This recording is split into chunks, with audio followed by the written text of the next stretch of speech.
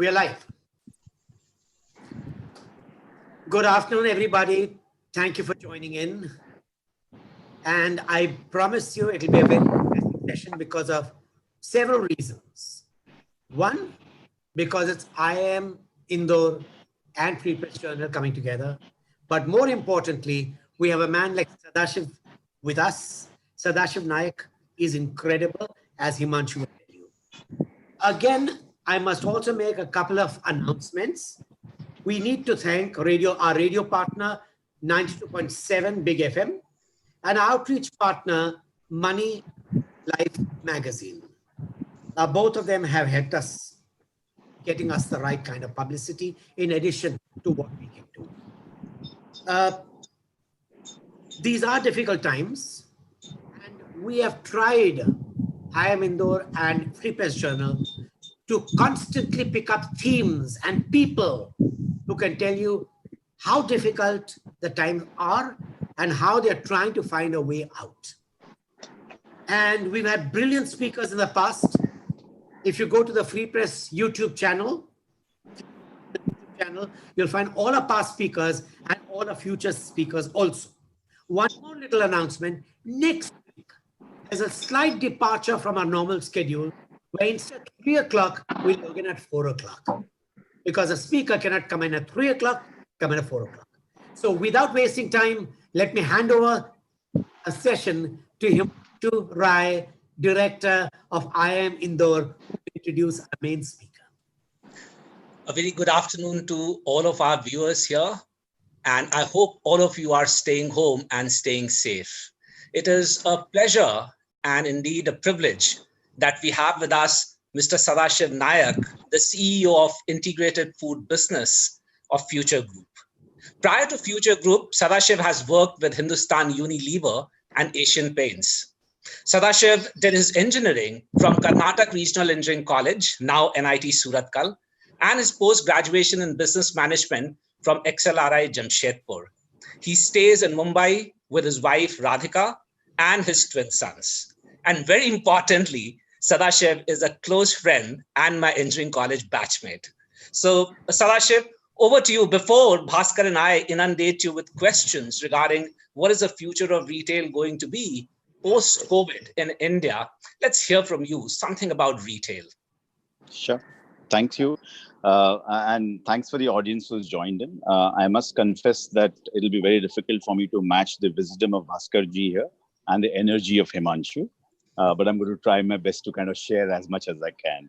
I think I'll just talk about what COVID meant to us and what we have done really. And frankly, it has been a good 5 weeks of action, 5 to 7 weeks of action. But at the outset, repeating possibly what is important is retail is a business. We are in the business of serving consumption. For us, consumption is important. And wherever there's consumption, a retailer like Big Bazaar serves. And right now when I'm speaking, and happy for the audience to say that I'm representing the entire retail industry, including the small grocer, whom I've always had respect, but in COVID time, the respect has multiplied several times. So really, it's really about retail. We are in the business of serving consumption. And one analogy which I has to give Bhaskarji is always to say retail, and just to tell anyone who joins retail new, is that it's like life on a treadmill and suddenly your shoelaces come off. And I don't think you can say that, can I tie my shoelace on the treadmill? You're going to fall off. If you switch off the treadmill, then retail will shut down. Because if you say, let me shut down my store for 2 days and come back on the third day, I think the customers are not going to come back. What we faced in the last 5 or 6 weeks really was a treadmill. Our shoelaces went off because we didn't have enough business. And the lights went out. So we had to do all three of it together, which is really, imagine how to tie your shoelace in a dark environment on a running treadmill. And that's what's been the journey.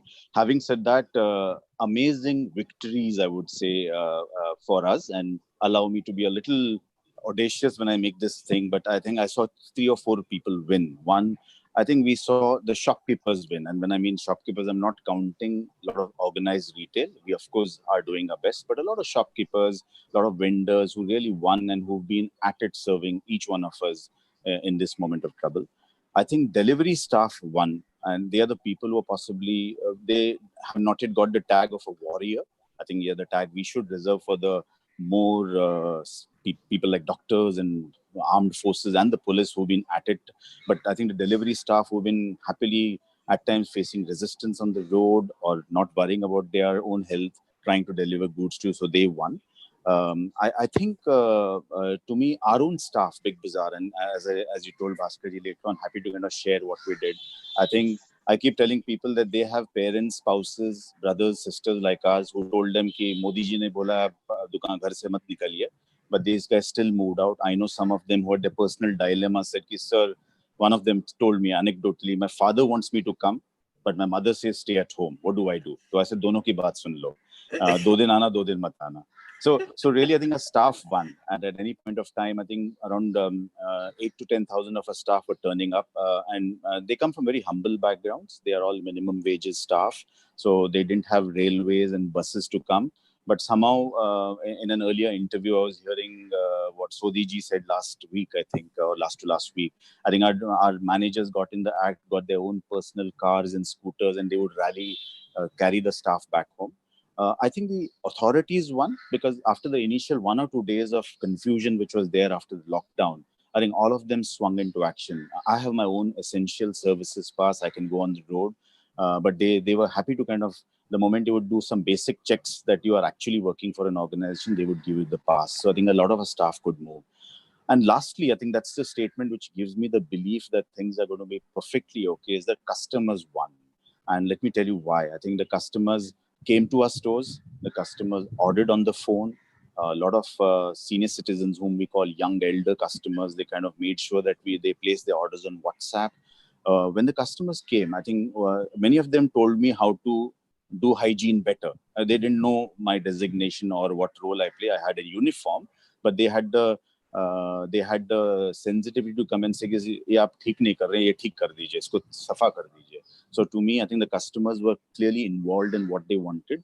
And things like we had a queue outside a store. So when I would go and tell a customer, or my staff would go and tell a customer, कि साहब please 15 minute में shopping खत्म कर देना, they would do it. So there is social distancing being followed. So I think we should not forget it that customers won. When we went into the lockdown, the videos floating around was people fighting over tissue papers in Australia, people bashing each other in some other country. You would have heard very little cases.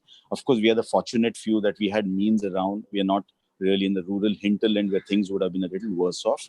But I think the customers really managed things very sensitively, looked after each other. I know people who went and helped senior citizens in their buildings. I know people who collected orders for their buildings. So I think it's the customer who won, which will be a lot of confidence for the time to go ahead. What we really did really was 3 things, I would say. I think we really a lot of respect for daily cash flows came. I think we, frankly, for a retailer, jitna paisa aata hai, utna you have monies to pay. And those were we got a shock where it came down significantly, and then there was a trickle coming in every day. But we made sure that there was a huge respect for the daily cash flow. We knew that whatever we are going to sell today is going to make our payments for tomorrow, and maybe a small part we can keep it out for our salaries of our staff. So the respect for daily cash flows, it's almost like the padta system. Like we all became shopkeepers to the truest sense, where we were our store managers. We call them store kartas, Himanshu. That will be of I shared with you last time. These kartas were actually keeping an account of daily cash flows, which was quite amazing. I think we had to reassure a lot of people. We had to reassure, even till date, yesterday, some senior person from the municipality called me to say, do you have stock? So we had to continuously reassure our police, we had to reassure government, we had to assure the Ministry of Health that we are following these things. And finally, the voice of advocacy mattered. So I think 2 state governments approached us to say, whatever standard operating protocols you're following in your store, can you help us download it to the neighborhood grocer? So we converted into vernacular, we made it into audio-visual medium, we made it into very simple sheets. Our teams went and taught at least the people around our stores to say how to follow social distancing, etc., etc. APMCs were having some trouble when a lot of trucks piled up. So we actually had some of our learning on how we are managing the inwards and outwards, the trucks inside a store. We shared that document to the authorities as well. And finally, many places we were able to influence timings. When there was an issue on timings, we made sure that the government was following a timing which was safe for citizen, and yet sustainable for the retailer and the system around. So these were three things we did. Honestly, I think what really mattered at the end was to what we did to our teams. I think we knew that the monies were going to come down. We had to maintain business continuity and at the same time reassure people. Many of people like me who I did go to the stores, but that is my only reason to go to the stores was to make sure that our staff are protected and hygienically kept. And I'm often reminded of what the announcement we get in the airline. When there's turbulence, first take care of yourself and then take care of the others and take care of your children. So I often would give that example to tell the staff saying, if you're taking care of your health, if you have your masks and if you have social distancing, it's but natural that the customers will also do that. So my only role in the stores was to make sure that they would do that. But after that, a lot of time which me and our senior colleagues really spent was in communicating. I think transparency mattered. It was important for us to share with our teams to say that, listen, we won't have the luxuries of what we had maybe 5 months back.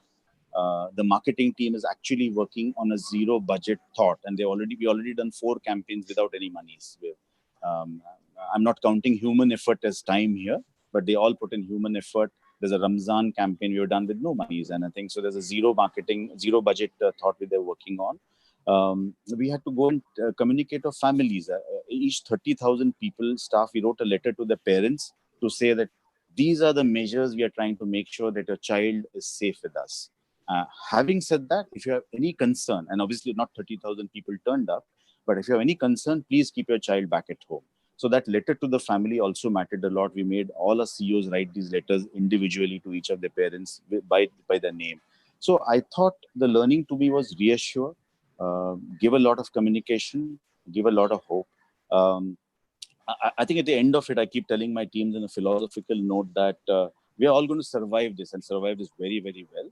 I think what is important is how many people we are going to take along with us. So if it's about a daily cash flow, am I wondering about my distributor who's also struggling today? If I'm wondering of reducing my costs, am I thinking of my landlord who has been supportive in kind of giving us some token into the rentals? If I'm making sure that I'm reducing inventory, how do I make sure that if I'm looking at the health of the inventory, how am I looking at the health of the delivery boy who come and deliver those goods to us? So it's really about how many of them we are going to take along with us. As a country, we're rich, vibrant, young. We are, of course, going to survive this. There's absolutely no doubt. The issue is in this period, how many people are we going to take along with us? So I know of many people, and Himanshu is one of them, who really moved out in their personal capacity to help people. Many people are helping who are the migrant laborers, etc. Even if you make a difference to 2 people, I think it matters a lot. If you collected the order of your neighborhood person who's not able to move out for various reasons, maybe he's physically challenged or is quarantined, I think you've done your bit in this period. So the idea is really, we will survive, but how many people are we going to carry along is going to be the determining factor. Many more points we can go along, Bhaskar ji, but happy to kind of pause and ask if there's any observations or anything which you'd like to ask me. You know something, in your talk, even before you began your talk, questions started pouring in. But Okay. let Himanshu begin. Yeah, I'll start with something which I was particularly curious about, and I'm sure a lot of my faculty and students would be curious about. So I want to put that out of the way before we start taking in questions from the audience.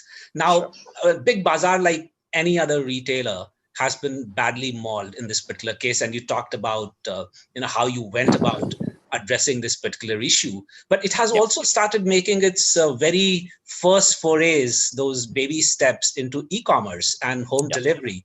So what has your experience been so far with that? Yeah, and so phone booking. And phone booking, exactly. Yeah. Phone booking was an accident. I had the fortune to explain to Bhaskar ji separately, but it was an accident. And then, so I think let's see how were we mauled as in any physical retailer. While it's a very hard word, I think one was we were not able to sell non-essentials. I think, and that was the right decision for the government to take, because we wanted to reduce crowding. So the stores, 50% of our store physically were shut, the lights were off, the air conditions were off. Daily essentials needed to flow in, and it's flowed in very well. I think we need to sell much, much more. There were many people who are regular customers who wanted to buy, but they did not want to come physically to the stores. So these were the 3 stuff which happened. Staff had come. we had taken an internal call that no staff will lose their jobs. So we had to make sure that with whatever little monies we have, we are giving something to everyone. So we did a couple of steps. One, we kind of mentally switched off the non-essentials for the first 3 weeks, and now we've come back with a bang. We got our mobile shopping app immediately activated. I personally would say the intent of that app is 9 out of 10. The experience of the app, and all of us are conscious about it, not more than 5 out of 10. But happy to kind of take any more learnings and do that. The app was able to deliver stuff to you in the next 2 or 3 days initially, and now we've kind of perfected it so we can deliver the very next day to you. But the numbers was very important. What really happened, and the first 7 days, I was only answering complaints on my LinkedIn and my other profiles, was really to say the numbers were given by our own store kartas, because they suddenly rose to the occasion. And they said, if there's a problem, let me share my number. And those numbers just traveled. So if you called a store in Ghaziabad, there would be so many calls happening at any point of time that the lines collapsed. And we were having a tough time. We were not able to explain to customers. Frankly, that is not the way to handle when the first day or the second day of the lockdown is there. Yes. But I would kind of underline that something came outside our store kartas who said, let me give my personal number. How does it matter? So even when they were sleeping in the home, they would get a call saying, order kal dena hai. And that's the confusion which happened in the first 2-3 days. But two learnings came out of it. One, a large part of India wants to talk and give orders. Now, whether we like it or not, that's a reality. So we are now thinking of how to use chatbots to kind of make that happen. Second, there are many people like young elders, people with disabilities, etc., who said that I need some other way to do, and I again need to talk to people. So we actually in every store had a small call center where people were taking orders on Excel, building it up. And later on, when the app came in, we were diverting calls to the app. So really, our experience on that front has been of learning, Himanshu. Where we scored over the others is, I think our stores are located in 280 locations, big bazaars across the country. Unlike the e-com players who possibly have dark stores limited in certain geographies, we were spread out in 280 stores. All that we tried to do is, first we alerted our own staff to come with their scooters, their bikes, and their cars, and said, you go and deliver, because we are not getting delivery people in the first week of the lockdown. Secondly, because we are in every catchment, so if I'm in the Lucknow or the Indore catchment, then I already know 2 or 3 rickshaw fellows, I need 3 or 4 tempo fellows. That came to our advantage. So we were spread out in 280 stores. So at any point of time when we were tracking, 170 to 220 stores were always delivering. And there was almost a control room center saying, okay, these 4 stores have just gone down, these 5 stores have come up. But the advantage we had is we were in the catchment, we had local contacts, we were not relying on only few small dark spot locations to do it. We also have a tie-up with Amazon. We are on the Amazon Prime stuff. Even they came online.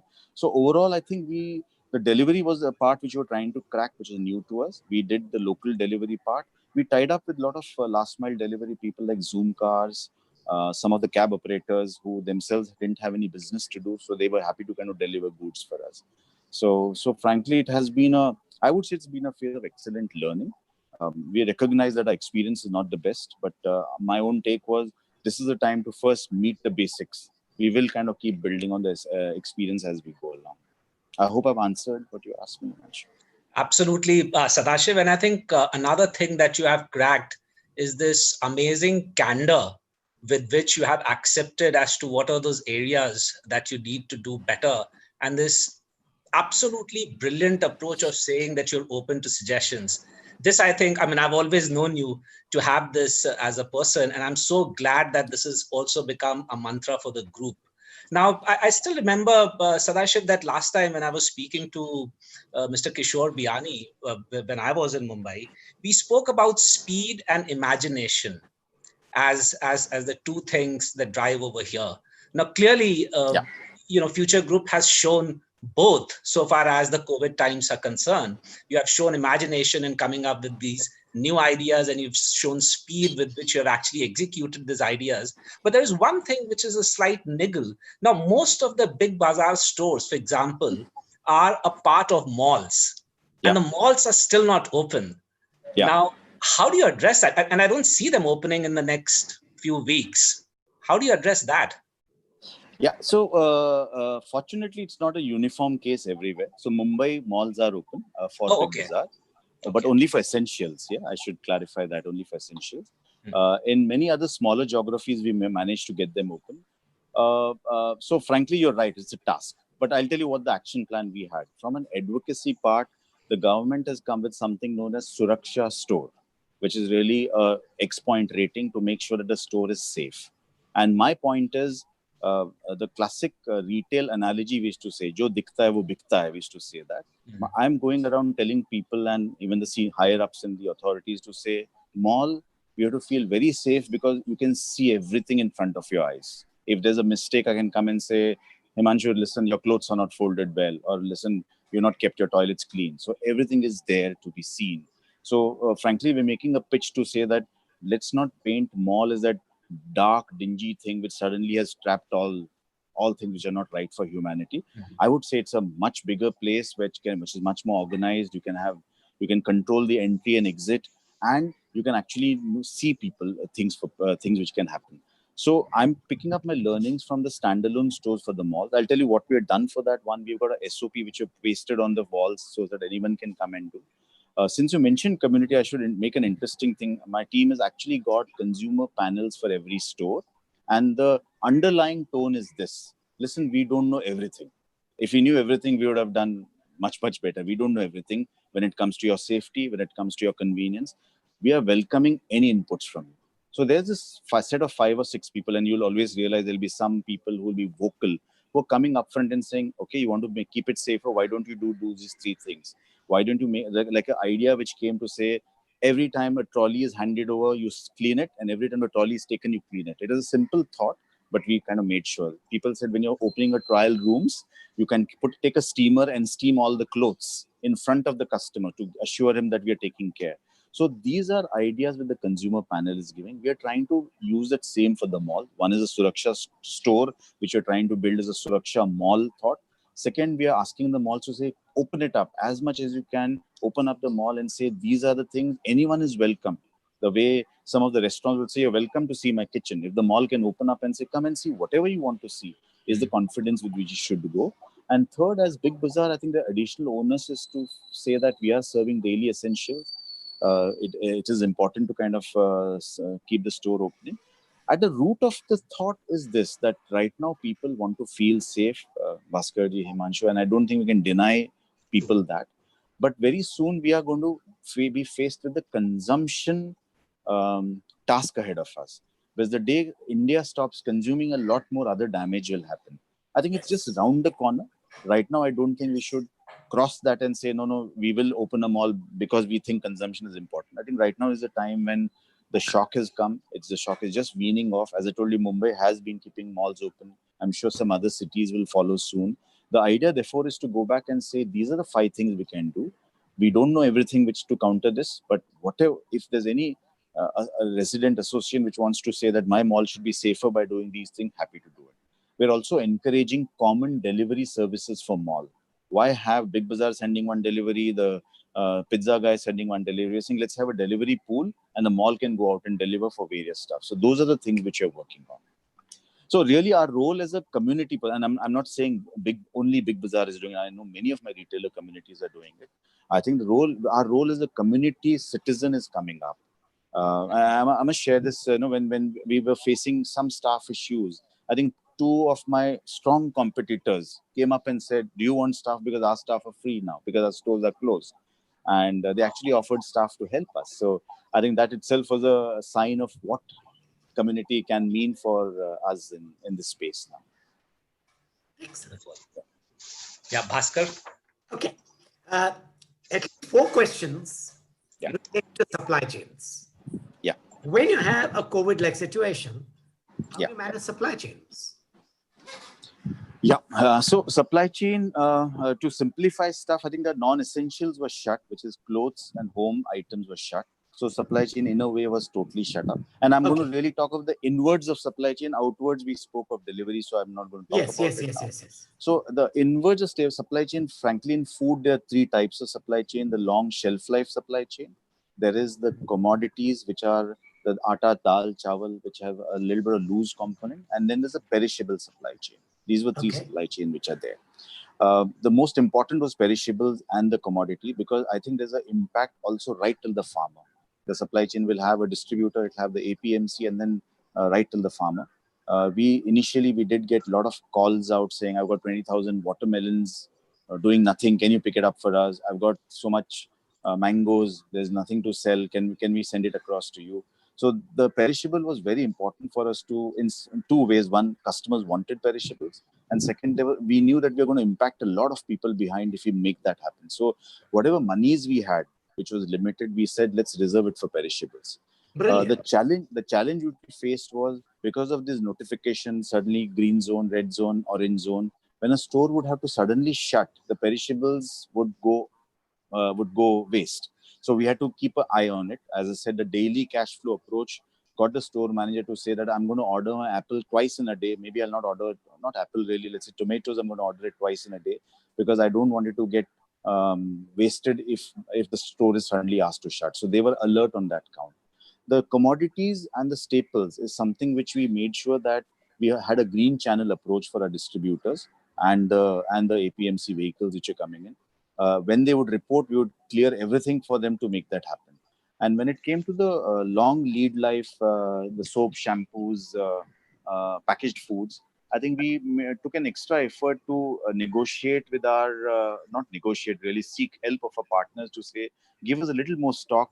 We may not be able to pay you immediately, but we want to clear up the space in our store to make sure that they don't disturb the fruit and vegetable supply chain is happening. So at a larger level, there was daily forecasting happening from a cash flow. We broke it into 3 parts. There was green channel for the staples, the oil, the atta, and the perishables is something which we've said, let's have multiple runs. For the non-perishables, and a lot of our partners really helped us there to say that we will give you more stocks. It's okay, you can pay it a little later, because we do recognize that you don't want to choke up your inwarding capacity. Okay. You see, again, there's another thing which, in a way, marks you differently from other players in the field. Yeah. You have the e-commerce players, the Amazon, the Flipkart, the Dunzos, and all the big players. You have the mom and pop shops, and you have the physical stores like yours.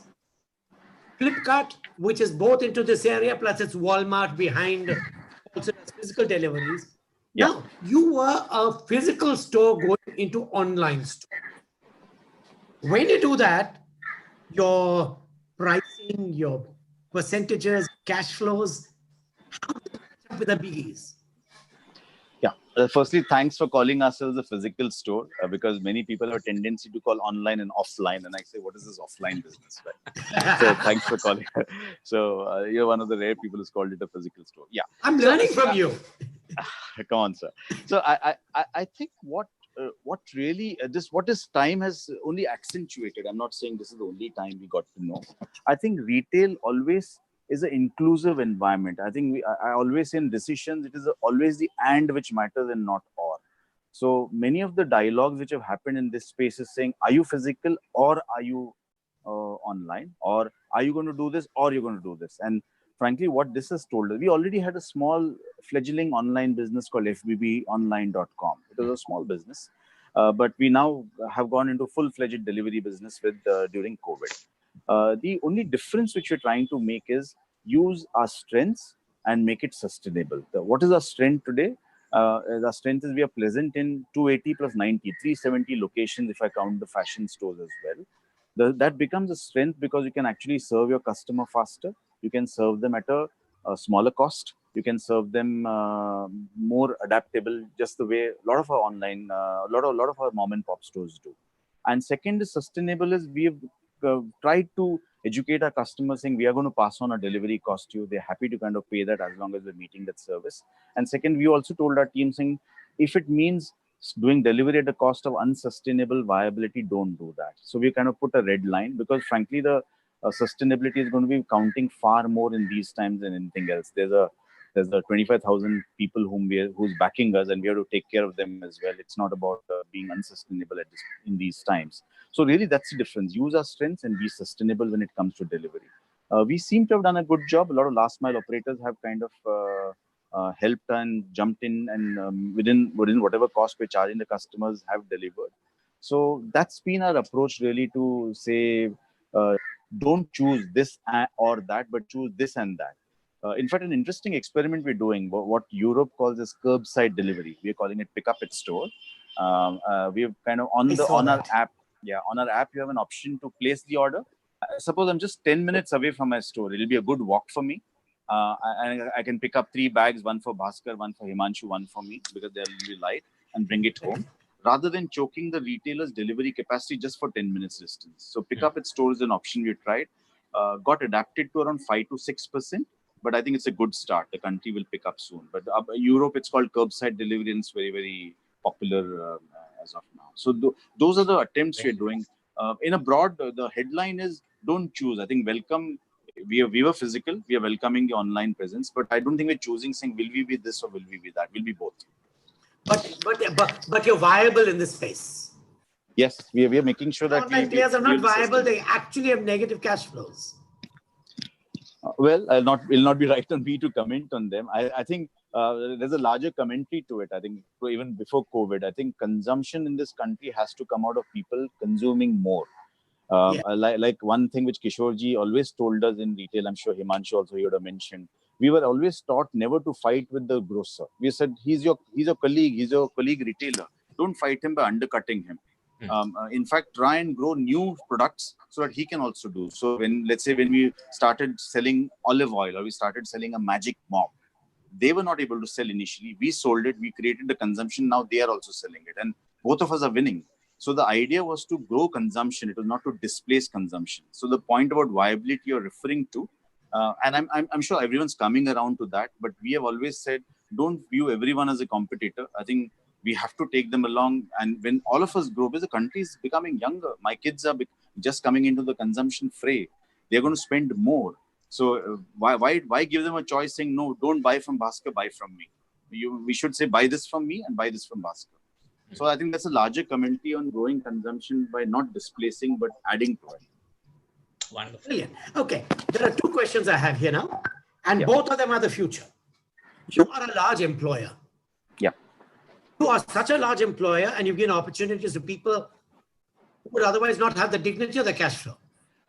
Taking 10th standard pass and giving them a job with a title is incredible.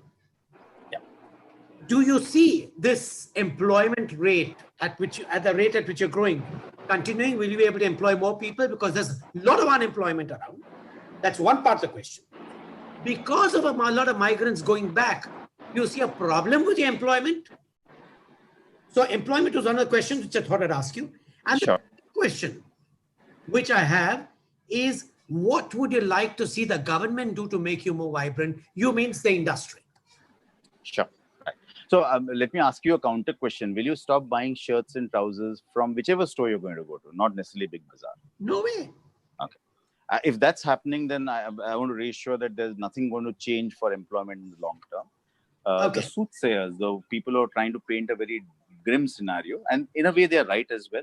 We may see a consumption shock come in the initial period where people may not buy the so-called non-essentials, and that will have a challenge on people like retailers to employ people. So that's a challenge.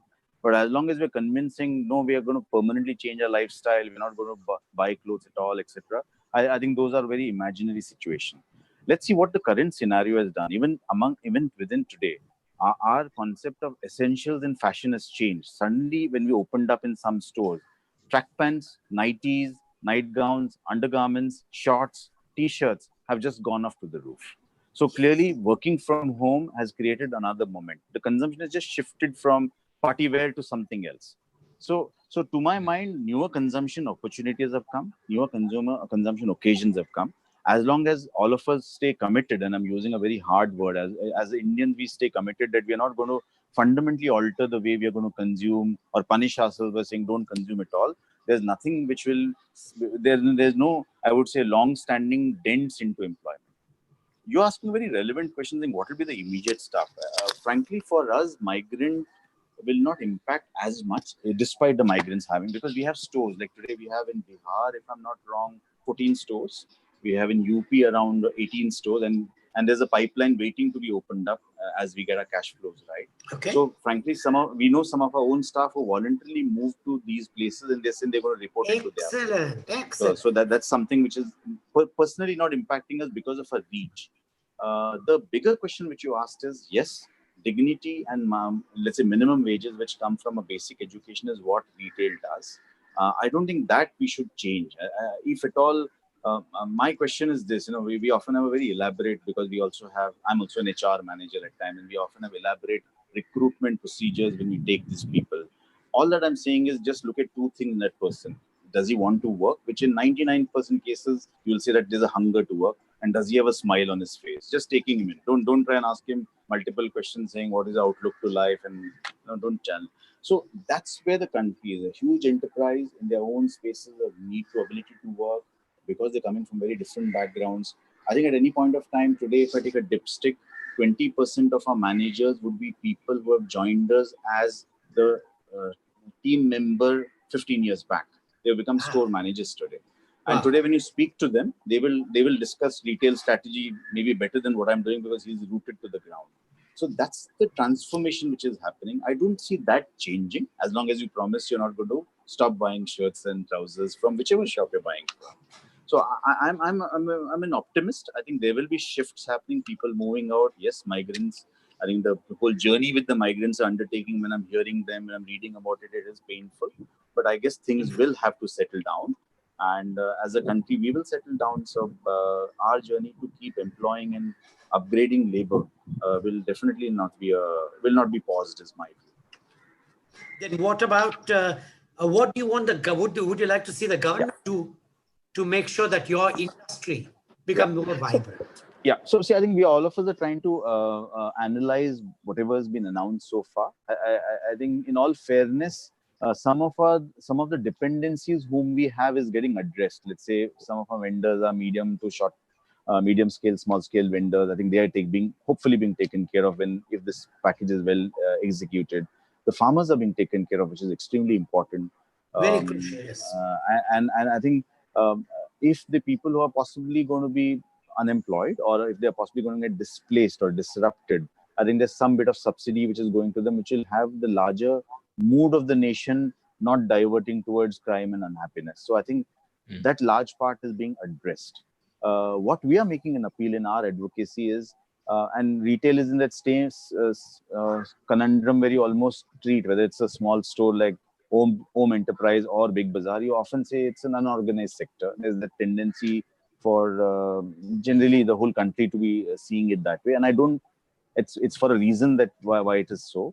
We're only making a comment to the government and the people who matter to say that now let's start talking of demand as well. I think a lot of supply has got addressed, but a lot of demand needs to be now stroked. We need to talk about it. We need to be. I'll not be surprised if Dubai had to do a Dubai shopping festival to revive the economy. I'm not saying we'll get there, but that's an idea of how a government is conscious that when we stoke demand, it strokes many things else. So the commentary and the narrative is changing towards stoking demand. We are playing our part. I think one of the reason, and thanks for the opportunity, but I'm talking to young minds, is to say that, guys, don't stop consuming, because our country cannot afford it in whichever way. Yeah? Take care of yourself, take care of your finances, but don't stop consuming, because a whole lot of it depends for the country. I keep saying, you stop buying one T-shirt less. Trust me, it is going to impact at least 50 to 60 people livelihood somewhere behind, right from the yarn fellow to the manufacturer. And if all of us stop buying one T-shirt less, you know what's going to happen. So my take is, the narrative with the government or whoever matters is we are trying our best to take the narrative to consumption and to demand, and seeing a lot of good work happen on supply, a lot of positive measures have happened. But now let's talk about demand as well. Okay. One last question here is, sure. You've gone into home delivery, you've gone online. Yeah. Post-COVID, will this strengthen? Will this grow simultaneously along with the physical? Yeah, I see. If you take the country whom you want to emulate, we have figures which says that many counts are 3 times bigger than us, China. So now that progress is going to happen on many counts, but eventually the progress will start when the farmer, the laborer, entry-level labor, people like you and me all start consuming more. So we are underpenetrated across many categories. We have our own reasons. We have been a savings economy. We have our own reasons. At times when I make this whole commentary about consumption, it looks like a, if I may use the word, a selfish commentary of a retailer, but take that away. Assume I'm Himanshu's friend talking to you to say that when we start consuming, there'll be factories running, there'll be workers working, there'll be many more things happening. There'll be farmers who will be growing more apples and mangoes. So I think that headroom to consume is still safely 2 to 2.5 times ahead. Now, it will be futile for any one of us to say, think that that 2.5% jump is only going to come from online or offline. Today, e-commerce or delivery accounts to 3% of our urban consumption. So even if it doubles, it's going to be 6%. There's 94% to grow. So I think we need all our might. We need everyone on the ground. When I'm saying we are part of Amazon, we are part of Amazon 3 years back. There's a deliberate reason I'm mentioning it. We are a physical retailer. There was a person who knew online business, and we said, let's get along with them. We were conscious that there could be some common customers we'll share. But the spirit was to say, you get a new customer, we'll get a new customer. दो और दो पांच होना चाहिए, दो और दो तीन नहीं होना चाहिए. I think that's the thought which it told. Wonderful. Anyway, Himanshu, closing remarks to you. Great. Now, before I close, just one more question, Sadashiv. Sure. And there are questions we can ask. That when it comes to e-commerce, in any case, the margins are very, very small. Now, how do you handle that? Do you think going ahead, they are going to become smaller? Yeah. So allow me to be a little technical, and then I'll tell you the broader thought. What is margin really? Margin starts from the price you're charging the customer, which is the listed price, then the markdown or the discount which you can do to stroke consumption, and then the cost of I'm simplifying it because I presume there'll be some students also there, and there'll be cost at which we are sourcing that product. Now, the cost is something which you can keep beating, but I think eventually what cost we pay as retailer also is going to impact the livelihood of the farmers, the happiness of a vendor, distributor. So beyond the point, I think we should work on technology and efficiency to bring down wastages.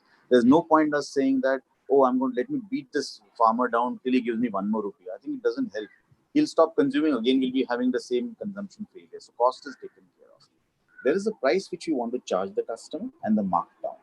The price which you charge the customer, I think, involves a lot of big data, data science. Like the shirt which I'm wearing, I think we priced it at $7.99, but possibly it can be priced at $9.99 as well. And we've already done a lot of pricing experiments to know that to get there. So that's really a scientific thing. The country, as it becomes richer, if I make some value addition, I'm sure I'll be able to pay 1099 myself for it. So that, I think, depends on the mood of the customer, the wealth of this nation, and how are you using big data to price it correctly.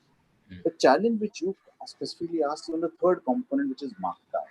Now, markdown, and if I may be philosophical, you can say, I want to rule the whole world, so I will do markdown so that I finish everyone and I rule. And frankly, that's in a country like ours, just so diverse, so dependent on many stuff. I think it's not going to help. If you're not going to create jobs, it's not going to happen. So we have been very careful. Over time, we've been bringing that markdown to as little as we can. Be transparent in the pricing. Tell the customer saying, listen, there is this markdown, but I may as well pass it to you on an everyday price. The markdown we still keep to us to create festivals, large-scale events, because sometimes I need to go and tell Bhaskar ji, you need to upgrade your washing machine. And by the time, because he might have said, let me upgrade it 3 years from now. But now, if he doesn't upgrade it 1 year from now, the country is going to stay where it is. So to hasten that upgradation, hasten newer products being sold, we may use markdown. So that's been our philosophy. Don't use markdown as a tool, as a weapon to finish people by saying, I have the scale, let me kill everyone. Use markdown as a smart way to engage, to be naughty with customers, to engage them, create a small fear and greed, make them buy more. Because when I'm saying this, I'm saying because a lot of positive things behind depend on them consuming. If you eat more pizzas, there's more wheat, there's more flour, there's more cheese, there's more capsicum which are going to get sold. So that use markdowns for that rather than saying I'm the cheapest pizza, let all the other shops shut down. So really, I think that's the answer. I personally feel I'm studying a lot of e-commerce players and physical retailers. They're all coming towards it. But yeah, the I would say the pressures of reporting results, etc., at times can tilt to say, let me be selfish and kill everyone. And before you kind of, yeah, sure. Just one more little question, which I just going by what Himanshu asked. Do you have a lot of shrinkage, which is a nice word for theft, in your industry?